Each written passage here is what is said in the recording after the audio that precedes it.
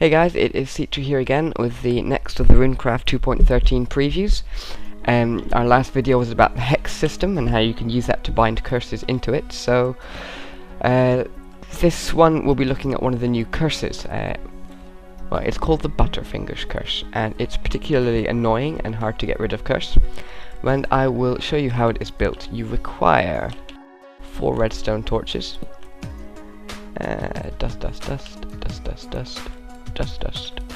Just like this. Your tier block goes in the center, and then here you need 4 pieces of ice, so an ice pick will be required to collect those, and then 4 pieces of fence around the outside. Now that's the Butterfingers curse, and this is the tier 5 variant. Now I'll demonstrate to you, well, in fact I'll get Ghost to demonstrate for you just exactly what the Butterfingers curse does. The tier 5 variant is quite strong, so the effect will be fairly obvious. Now, what's the best way to demonstrate this to him? I will give him a shovel.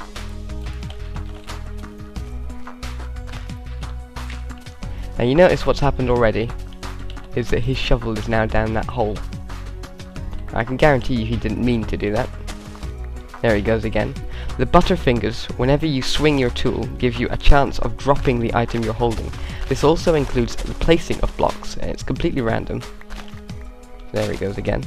The higher the tier of the curse, the longer, the more percentage chance it is of dropping. This is tier 5. At tier 7 I think it's something absurd, like 90% chance of dropping it. It's hilarious fun.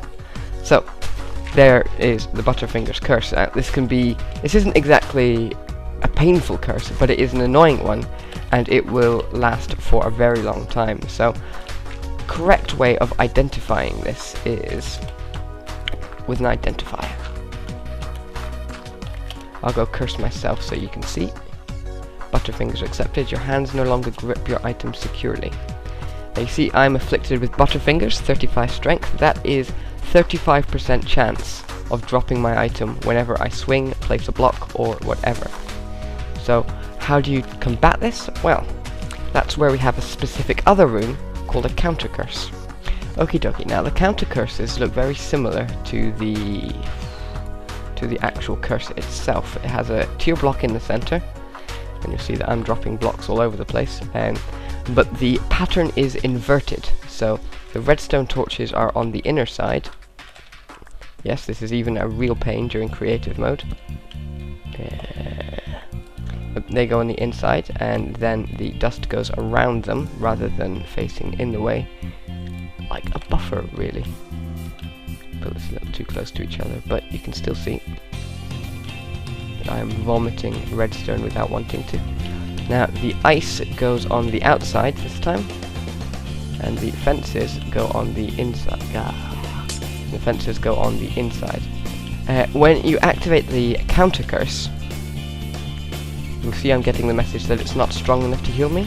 This is because I'm cursed with tier 5, and this is a tier 1 counter curse. So in order to effectively counter curse this, I need tier 5 or tier 6.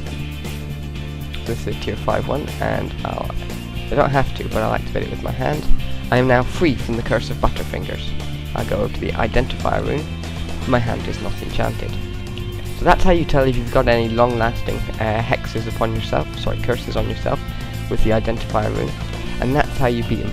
Now, this system, like all curses, can be used in conjunction with a hex, so you could quite easily have a very effective way of preventing someone getting into your vault that way. If you put a damage hex on your door, or maybe on the teleport to your door, then anyone attempting to break into your vault would suddenly be dropping their pick.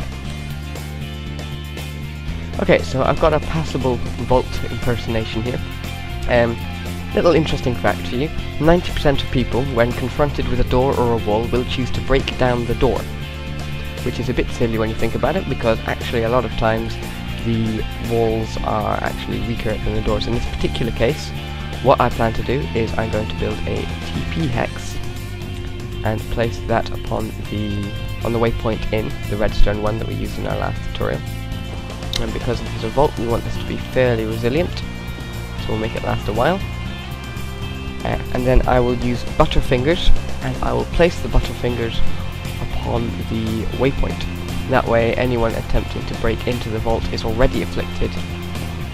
And make sure you've got a hexed crystal used, because if you misclick with the wrong tool you're going to end up cursing yourself, and that's never pleasant.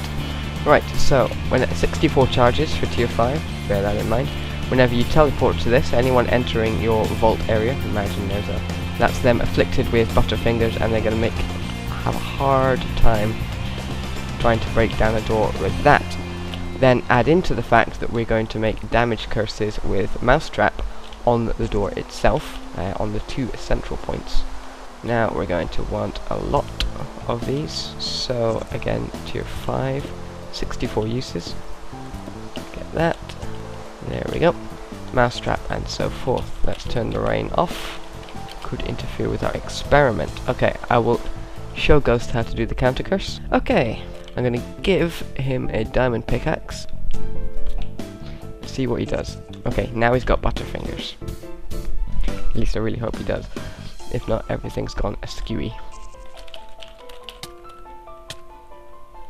See? Note the combination. He's had to stop mining, pick that up, and yep, he's aborting.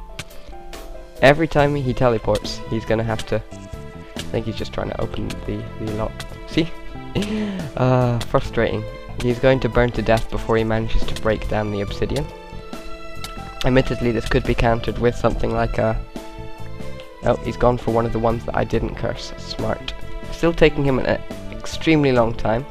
But you did note that people are generally just predictable. The first one he went for with this, it's not that hard with enough obsidian to curse all 6 blocks. And then, there you go. You could also have some other nasty traps planned as well. So, there we go. The basics of a couple of hexes. Oh, he's done it again. Now he's trapped inside the cage, burning himself to death. Life sure can be funny sometimes. What was I saying? Yeah, so I've shown you how to hex. No, I haven't. I have shown you the Butterfingers curse. I have shown you how it can be used in concert with other curses and hexes for a rather irritating combination. And even by itself, at high tiers, it is extremely irritating for you, for me, for everyone. And I've shown you how to get rid of it as well, and how to identify that that is your problem. I think that's everything for this one. So thank you guys for watching.